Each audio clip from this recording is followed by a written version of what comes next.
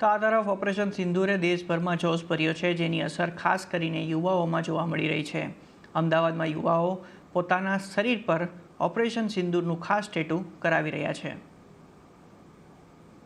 Operation સિંદૂરની અસર યુવાઓ પર કેવી રીતે થઈ છે એ અમદાવાદના યુવાઓએ અહીંયા સાબિત કરી દીધું છે. આપ જોઈ શકો છો કે અલગ અલગ યુવાઓ છે અહીંયા અને એમને ટેટુ, કોઈએ હાથ ઉપર, કોઈએ ગરદન ઉપર ટેટુ કરાવ્યું છે.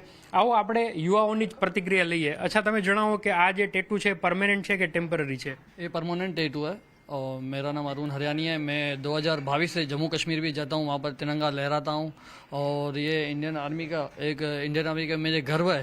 मैंने इसलिए मैंने ये टेटू कराया हुआ है. और मैं आपको बताऊँ, अभी जो नरेंद्र मोदी जी ने भी बोला, अगर आप गोली चलाओगे तो यहाँ से गोला चलेगा. અન્ય યુવાઓ સાથે પણ આપણે વાત કરશું, પરંતુ એ પહેલા જોઈ લો કે અહીંયા પાછળ ઓપરેશન સિંદૂર છે એ પ્રકારનું એક અહીંયા ટેટુ જોવા મળે છે. તો અહીંયા એક યુવાએ છે એરક્રાફ્ટના ચિહ્ન, જે ખાસ કરીને આપણા ફાઇટર જેટ છે એમને અહીંયા ચિહ્નિત કરવામાં આવ્યા છે. ઓપરેશન સિંદૂરનું પણ અહીંયા હાથમાં એક સિમ્બોલ લગાવવામાં આવ્યું છે.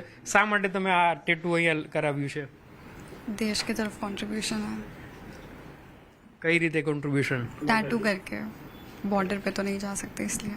ટેટુ માસ્ટર છે એમની સાથે પણ વાત કરીએ. રાજુભાઈ, કઈ રીતે યુવાઓમાં ક્રેઝ વધતો જાય છે? તમે તો નવરાત્રી ઉપર ટેટુ કરતા હો છો યા તો અલગ અલગ ઓકેશન ઉપર, પરંતુ હવે આ એક નવો ટ્રેન્ડ પણ શરૂ થશે એમ કહી શકાય?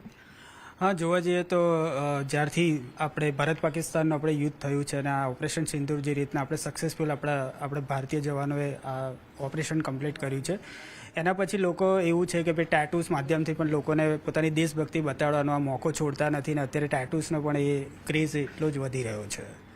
બિલકુલ. તો માત્ર અમદાવાદમાં જ નહીં, પરંતુ ગુજરાત અને ભારતના અન્ય શહેરોમાં પણ ઓપરેશન સિંદૂરને સમર્થન આપવા માટે આ પ્રકારના ટેટુ કરાવી અને યુવાઓ છે એ પોતાનો જોશ હાઈ કરી રહ્યા છે. કેતન જોશી, અમદાવાદ.